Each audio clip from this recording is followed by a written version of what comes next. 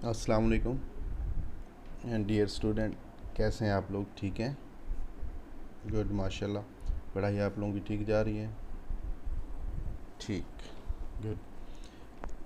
Okay, तो बेटा आज हम स्टार्ट करते हैं। हमारा नेक्स्ट लेक्चर जो है चैप्टर है मैन एंड हिज इन्वायरमेंट 27, और उसका जो नेक्स्ट टॉपिक है वो है बेटा डिग्रेडेशन ऑफ रिसोर्सेज। इससे पहले हमने डिस्कस किया रिसोर्स के बारे में, एनर्जी के भी और बाकी भी। अभी जो हम डिस्कस कर रहे हैं वो है बेटा डिग्रेडेशन ऑफ रिसोर्सेज, जिसमें हम ये देखेंगे कि हाउ मैन डिस्ट्रॉय और degrade it's his resources continuously, और किस तरह वो अपने इन्वायरमेंट को डिस्टर्ब कर रहा है। ये जो रिसोर्स हैं एनर्जी के या डिफरेंट चीज़ों के, वो किस तरह डिस्ट्रॉय हो रहे हैं ह्यूमन की वजह से। उसमें तीन बेसिक जो रिसोर्स हैं वो हम सामने रखेंगे आज। पहला है वाटर। उसमें देखिए बेटा, जो वाटर है रिसाइकल रिसोर्स है यूनिवर्स में ह्यूमन के लिए, लेकिन ह्यूमन अपनी एक्टिविटी की वजह से, जो मैन है वो अपनी एक्टिविटी की वजह से इस वाटर जैसे रिसाइकलिंग रिसोर्स को एक्सटेंसिवली डिस्ट्रॉय कर रहा है, इफ़ेक्ट कर रहा है, पॉल्यूट कर रहा है, जिसकी वजह से वो जो नेचुरल साइकिल है, जो ऐसा साइकिल जिसकी वजह से जो वाटर हम यूज़ करते हैं वो रिसाइकल होता है, दोबारा रीफिल हो जाता है, वो नेचुरल साइकिल है रेन। एक्सटेंसिवली यूज़ हो गया वाटर, उसके रिसाइकलिंग इफ़ेक्ट हुआ। कैसे इफ़ेक्ट हुआ कि जी रेनफॉल कम हो गई। वो डिफरेंट फैक्टर हैं जिसकी वजह से जो इन्वायरमेंटल कंडीशन है वो स्विच हो गई। रेनफॉल की जो एवरेज ईयर रेशो है वो कम हो गई। वाटर का जो मेन सोर्स है रिसाइकलिंग एक्टिविटी में वो है बेटा रेनफॉल। जब रेनफॉल एनुअल लेवल पे रिड्यूस होगी तो डेफिनेटली उसका रिसाइकलिंग फैक्टर जिस चीज़ का भी है, वाटर का स्पेसिफिकली हम डिस्कस कर रहे हैं, फिर वाटर इफेक्ट हो जाएगा। उसका जो रेनफॉल का इफेक्ट है वो वाटर के ऊपर बहुत ज़्यादा होगा। जब इसकी कॉन्सन जो स्पेसिफिक रेशियो है कम हो जाएगी तो हमारा जो बॉटम लेवल है, जो मेन सोर्स है वाटर का अंडरग्राउंड, वो रिड्यूस हो जाएगा। तो नेचर रिसोर्स जो है इस तरह डिग्रेड होने के चांसेस हैं और हो भी रहा है। सेकंड जो उसमें वाटर को डिस्टर्ब करने का जो हमारा है वो ओवर यूज़ ऑफ वाटर है। रिन्यूअल डिस्टर्ब हो जाता है। गो के 70% वाटर है, हम ये पहले डिस्कस कर चुके हैं और ये मैं आपको पहले भी बता चुका हूँ कि एमसीक्यू में भी पूछा जा सकता है कि टोटल एरिया ऑफ अर्थ जो है उसमें कितने परसेंट वाटर है या कवर्ड कितना एरिया है वाटर से, तो वो 70% है। और जो 70% वाटर है वो मुसलसल हम उस पानी को डिस्टर्ब कर रहे हैं। बहुत सारे ऐसे फैक्टर हैं जिसकी वजह से वो जो रिज़र्व है वाटर का वो पॉल्यूट हो रहा है, और जो है ना डिस्टर्ब। स्पेसिफिकली पॉल्यूशन के दो मेजर फैक्टर हम डिस्कस कर चुके हैं पास्ट में रिसाइकलिंग के दौरान। वन इज़ सीवेज और सेकंड वन इज़ इंडस्ट्रियल। ये दोनों जो है ना वाटर को पॉल्यूट कर, ये मेन सोर्स हैं वाटर को पॉल्यूट करने के और डिस्टर्ब करने के।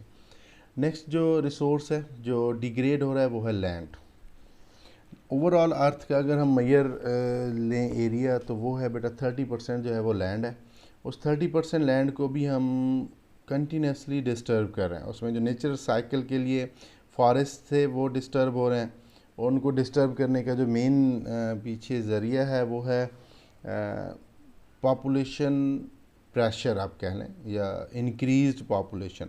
जो ह्यूमन की इंक्रीज्ड पॉपुलेशन है बेटा, वो लैंड के ऊपर मुसलसल ओवर क्राउडिंग की वजह से ज़्यादा फूड की ज़रूरत होती है, इंडस्ट्री की ज़रूरत होती है, रोड एंड एग्रीकल्चर यूज़ के लिए। तो मुसलसल ह्यूमन जो है वो जो क्लीन जो फॉरेस्ट और नेचुरल साइकिलिंग वाली लैंड है उसको डिस्टर्ब कर रहा है, और अपने बेनिफिट्स के लिए मुसलसल यूज़ कर रहा है। अपने बेनिफिट्स में जब वो इंडस्ट्री लगाता है तो इंडस्ट्री का जितना भी वेस्ट है वो सॉइल को पॉल्यूट कर रहा है। समझ आ रही है बेटा? ठीक। हम सॉइल के बारे में पहले भी डिस्कस कर चुके हैं, और इसको जो है ना डिस्टर्ब करने की जो मेन रीज़न है वो ओवर पॉपुलेशन है। नेक्स्ट जो रिसोर्स है बेटा जो डिग्रेड हो रहा है, ये तीन बेसिक रिसोर्स हमने डिग्रेडेशन में डिस्कस करने थे। One is land water, second one is land, and third one is fossil fuel. Fossil fuel में बेटा आप लोगों को पता है तीन चीज़ें बहुत अहम हैं। और यही one is coal, second one is oil और थर्ड वन इज़ गैस। और ये नॉन रिन्यूएबल रिसोर्स हैं, हमें ऑलरेडी पता है कि ये लिमिटेड हैं, इनको जो है कंट्रोल वे में यूज़ करना चाहिए। लेकिन ह्यूमन इस जो ह्यूमन की इंक्रीज्ड पॉपुलेशन है वो इस तरफ कंसंट्रेट नहीं कर रही और एक्सटेंसिवली यूज़ कर रही है, और चांस हैं कि लीड्स टू इट्स शॉर्टेज, कि इसकी कमी हो जाएगी। और स्पेसिफिकली जो फॉसिल फ्यूल हैं, व्हीकल्स के अलावा और बहुत सारी बाई प्रोडक्ट्स हैं इनकी जो हम फॉसिल फ्यूल से लेते हैं, या जिनमें फॉसिल फ्यूल को as a raw material use करते हैं, तो वो भी इफ़ेक्ट हो जाएंगी जब फॉसिल फ्यूल की कंसंट्रेशन जो है वो कम हो जाएगी या शॉर्टेज हो जाएगी। अब फॉसिल फ्यूल किस चीज़ में रॉ मटेरियल के तौर पर यूज़ होते हैं? One is medicine, second one is fertiliser, third one is plastic, dyes, pesticides, perfumes and synthetic flowers. ये सारी चीज़ें वो हैं बेटा जो फॉसिल फ्यूल से डायरेक्ट और इनडायरेक्ट, या रॉ मटेरियल जो है वो इनमें फॉसिल फ्यूल ही यूज़ होता है। तो ये तीन बेसिक रिसोर्स है जिनको ह्यूमन की इंक्रीज्ड पॉपुलेशन जो है कंटिन्यूसली डिस्टर्ब कर रही है, डिग्रेड कर रही है, और ये मुसलसल तीनों रिसोर्स जो हैं वो डिक्लाइन की तरफ हैं। अब नेक्स्ट देखते हैं बेटा हम मॉडिफिकेशन ऑफ एनवायरनमेंट। आप लोगों को समझ आ रही है? ठीक है, आवाज़ भी क्लियर है? Okay, good. Modification of environment में देखें बेटा, जैसे ही इंसान की पॉपुलेशन इंक्रीज़ हुई तो उसने अपने एनवायरनमेंट को मॉडिफाई किया। इस चैप्टर के स्टार्ट में मैं आप लोगों को बता चुका हूँ कि जी at start the human is hunter. Start में ह्यूमन एक्टिविटी सिंपल लाइफ और हंटिंग प्रोसेस था। जैसे उसकी पॉपुलेशन इंक्रीज़ हुई तो उसने अपने आप को चेंज किया। तो पास्ट में जो सिंपल लाइफ ह्यूमन जो है वो गुजारते थे, लेकिन जो रिसेंटली है वो आप देखें कि बहुत ज़्यादा प्रोग्रेस कर गई है ह्यूमन सोसाइटी, और उस प्रोग्रेस में फिर एनर्जी कंजप्शन बढ़ गई है, एनर्जी का यूज़ जो है वो बढ़ गया, डिफरेंट मटेरियल्स जो हैं वो यूज़ होना शुरू हो गए हैं बिल्डिंग्स वगैरह में, और वो जो लाइफ है वो कॉम्प्लेक्स होना स्टार्ट हो गई। फिर नेक्स्ट मॉडिफिकेशन में देखिए मॉडर्न हाउसेस डेवलप हो गए। अब मॉडर्न हाउस जो है उसमें डेफिनेटली पहले लोग सिंपल लाइफ सर्व करते थे, सिंपल लाइफ जो है ना वो गुजारते थे बेटा। अब मॉडर्न लाइफ में क्या हुआ, तो मॉडर्न हाउसेस में उनके पास डिफरेंट जो इक्विपमेंट्स हैं वो आ गए। रेफ्रिजरेटर है, वॉशिंग मशीन है, टेलीविज़न है, कुकिंग रेंज हैं। तो ये सारी जो इंडस्ट्रियल थिंग्स हैं ये डेफिनेटली एनर्जी का कंज्यूमर हैं। तो मॉडर्न होम में जो ह्यूमन है वो एनर्जी को मुसलसल कंज्यूम करना उसने स्टार्ट कर दिया। फिर उसके बाद है बेटा ऑफिसेस जो हैं वो यूज़र हैं बहुत ज़्यादा एनर्जी का। ऑफिसेस मुख्तलिफ ऑफिसेस में टाइम से आधा घंटा, 1 घंटा या 2 घंटे पहले एसी को ऑन कर देना जी, टेम्परेचर, रूम का टेम्परेचर स्टेबलाइज करना। और इसके अलावा टेलीफोन है और फ़ोटोकॉपियर्स और प्रिंटर्स वगैरह, ये सारी मशीनरी जो हैं वो ऑफिसेज़ में जब यूज़ होती है तो एनर्जी का बहुत ज़्यादा इस्तेमाल होता है। फिर उसके बाद ट्रांसपोर्ट मोड जो है, स्टार्ट में जो मैन है वो वॉकिंग पे ज़्यादा फोर्स करता था, ऑन फुट ट्रैवलिंग होती थी। लेकिन जैसे जैसे इन्वायरमेंट चेंज हुआ तो डिफरेंट व्हीकल्स डेवलप हो गई, और ट्रांसपोर्ट के लिए शिप्स और व्हीकल्स जो है ना वो डायरेक्टली डिपेंड करने लगे फॉसिल फ्यूल के ऊपर, जिसकी वजह से फॉसिल फ्यूल भी इफ़ेक्ट हुए और इन्वायरमेंट में पॉल्यूशन का फैक्टर भी इंड्यूस हो गया। तो वो जो फॉसिल फ्यूल की जो बाई प्रोडक्ट्स हैं या जो उनका बर्निंग के बाद जो गैसेस डिस्चार्ज होती हैं वो डायरेक्टली इन्वायरमेंट में इंजेक्ट होना स्टार्ट हो गई, और उनके इंजेक्शन से जो इंसान का नेचुरल इन्वायरमेंट था वो बहुत ज़्यादा डिस्टर्ब हुआ। लास्ट जो मॉडिफिकेशन है बेटा और बहुत ज़्यादा ड्रास्टिक है वो है बेटा इंडस्ट्री। जैसे पॉपुलेशन इंक्रीज़ हुई ह्यूमन की तो इंडस्ट्री जो है उसने अपनी नीड को कम्पीट करने के लिए इंडस्ट्री लॉन्च की। इंडस्ट्री के लिए उसने फॉरेस्ट को डिस्ट्रॉय किया जो कि नेचुरल रिसाइकलर थे, इन्वायरमेंटल बफर्स थे, इन्वायरमेंट को क्लीन रखने वाले थे, वो फॉरेस्ट क्लीन हुए तो उसके साथ इंडस्ट्री डेवलप होगी, और इंडस्ट्री जो है वो बहुत ज़्यादा एनर्जी यूज़ करती है। ये आपके सामने लिखा हुआ है बेटा, लार्जेस्ट कंज्यूमर, ये आपसे एमसीक्यू भी पूछ सकता है examiner, which one is the largest consumer of electricity या एनर्जी या इलेक्ट्रिकल एनर्जी, तो आपको डिफरेंट ऑप्शंस देंगे, तो उसमें आपने इंडस्ट्री को सिलेक्ट करना है। ठीक होगी बात, समझ आ रही है बेटा? Okay good. नेक्स्ट हम देखते हैं बेटा इसमें कि जी ये डिग्रेडेशन के साथ इन्वायरमेंटल मॉडिफिकेशंस थी कि पॉपुलेशन बढ़ी तो इंसान ने किस तरह इन्वायरमेंट को मॉडिफाई किया और उसका इफ़ेक्ट क्या हुआ। वो उसका इफ़ेक्ट जो है फिर हम देख रहे हैं इन्वायरमेंट के ऊपर ह्यूमन का, man impact on the environment. उसमें हम देखेंगे जी कि जी इंसान जो एट द स्टार्ट होमोसैपियन, जो ह्यूमन है, मॉडर्न मैन जो है वो होमोसैपियन कहलाता है, और ये आपसे एमसीक्यू भी पूछा जाएगा। जो होमोसैपियन है बेटा उसकी नियर अबाउट अर्थ के ऊपर 40,000 ईयर बिफोर उसकी जो है एग्जिस्टेंस है। प्राइमरी कंज्यूमर अगर हम स्टार्ट में देखें तो मैन जो है वो प्राइमरी कंज्यूमर है, डायरेक्टली प्लांट के ऊपर फीड कर रहा है। लेकिन जैसे जैसे इसकी पॉपुलेशन बढ़ती गई तो इसने अपना मोड ऑफ फीडिंग जो है चेंज कर दिया और ये बन गया सेकेंडरी कंज्यूमर। जैसे सेकेंडरी कंज्यूमर बना तो इसकी नेक्स्ट एक्टिविटी थी हंटिंग और किलिंग। हंटिंग और किलिंग की वजह से बहुत ज़्यादा स्पीशीज़ को इसने डिस्टर्ब किया और जो रिन्यूएबल वाइल्ड लाइफ थी उसको नॉन रिन्यूएबल में स्विच कर दिया, और इसके पीछे भी इंक्रीज ह्यूमन पॉपुलेशन है। अगर हम देखें कि जी ह्यूमन कल्चर कितना जो है ना वो ओल्ड है, तो ये ख्याल किया जाता है कि जी 5,000 ईयर एगो, ये भी आपसे एमसीक्यू पूछा जाएगा कि human culture commence near about 5,000 year ago, कि जी 5,000 साल पहले जो है ना ह्यूमन कल्चर की जो हिस्ट्री है वो मिलती है। फिर उसके बाद ह्यूमन उस वक्त सिंपल था, फिर मॉडिफिकेशन हुई, चेंज, ट्रांसपोर्ट सिस्टम चेंज हो गया, तब तकरीबन इन्वायरमेंट जो है वो मॉडिफाई हो गया। ये हम पहले डिस्कस कर चुके हैं।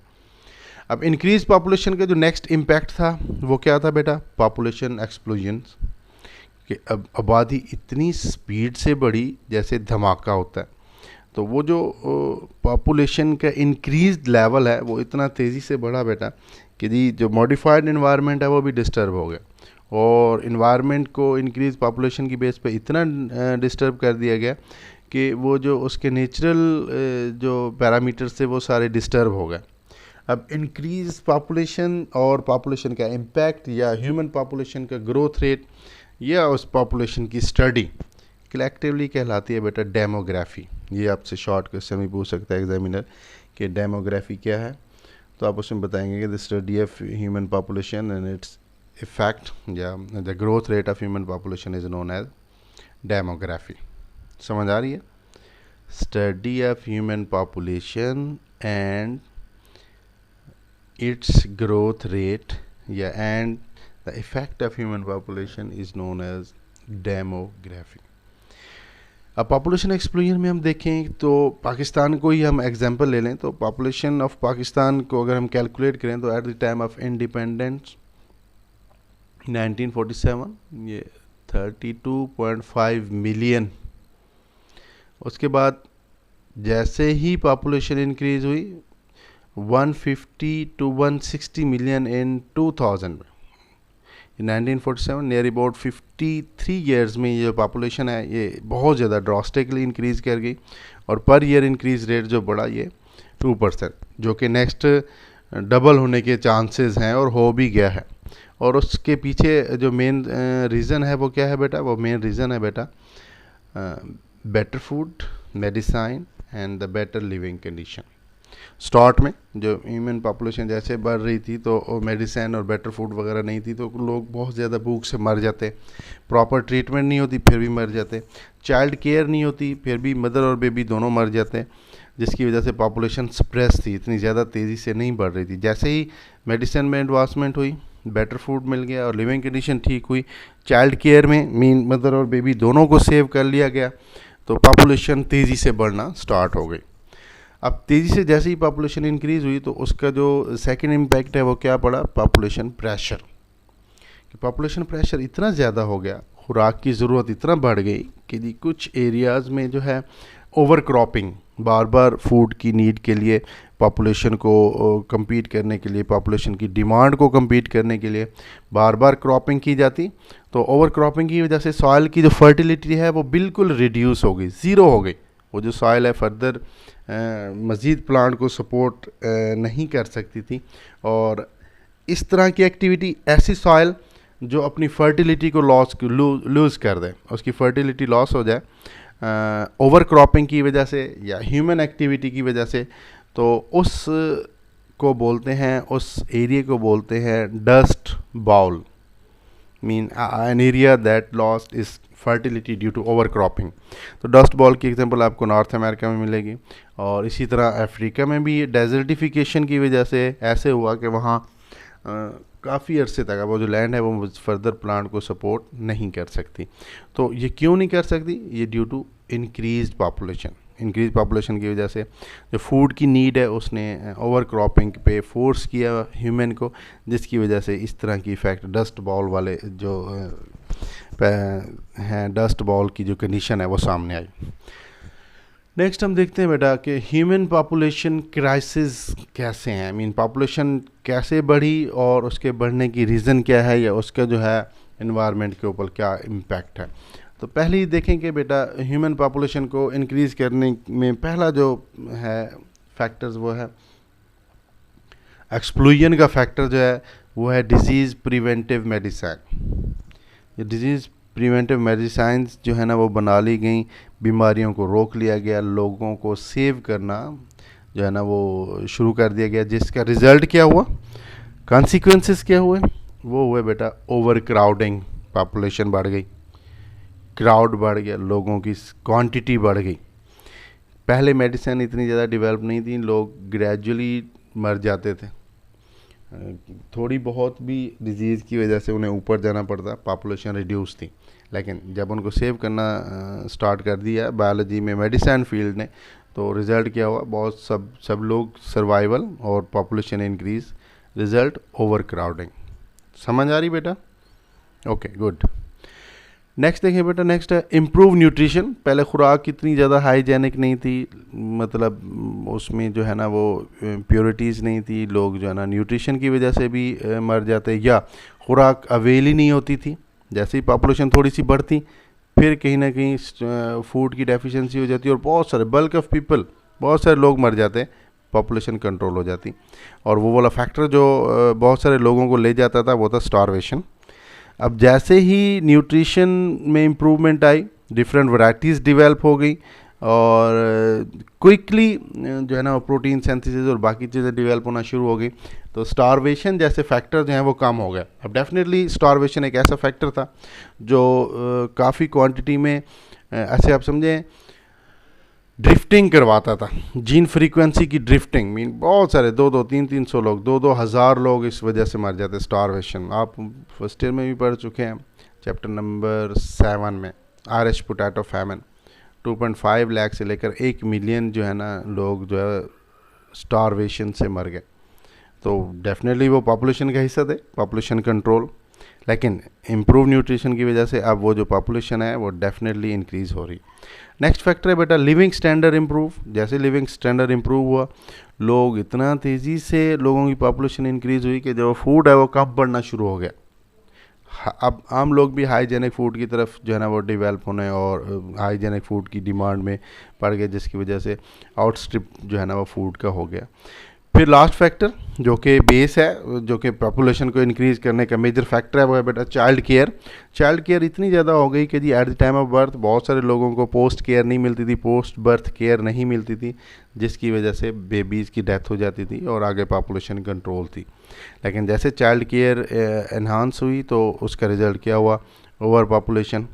Over population leads to more crime and a social disease. Society में डेफिनेटली जब 10 लोग होंगे उनकी इंटरेक्शन कुछ और होगी, और उसी जगह पे जब 100 पीपल होंगे 100 लोग होंगे तो वहाँ पर उनकी इंटरेक्शन कुछ और होगी, तो वहाँ पर फिर क्राइम भी डेवलप होंगे। सोशल डिजीज़ क्राइम का एक हिस्सा है और ओवर पॉपुलेशन लीड करेगी। ये बेटा थे डिफरेंट फैक्टर जो कि पॉपुलेशन को इंक्रीज़ कर रहे थे, और उसके साथ हमने साथ में ही देखा कि जी उसके इंक्रीज़ पॉपुलेशन के फैक्टर जो है ना इफ़ेक्ट्स जो हैं वो क्या हैं, वो हम डिस्कस कर चुके हैं। क्लियर होगी बात, समझ आ रही है बेटा? Okay good. इनको अब बेटा आपने एक दो मैंने जो पीछे शॉर्ट क्वेश्चन बताए हैं उसको भी याद रखना है आपने। पॉपुलेशन वाला कि जी independent at the time of independence तो पॉपुलेशन, ह्यूमन पॉपुलेशन कितनी थी पाकिस्तान की, फिर डस्ट बाउल क्या है, और इसके अलावा वो जो 3 फैक्टर हैं water, land and fossil fuel, उसको भी आपने अच्छी तरह देखना है। तो इंशाल्लाह कल फिर मिलते हैं नेक्स्ट लेक्चर के साथ। तब तक जो है बेटा अल्लाह हाफिज़।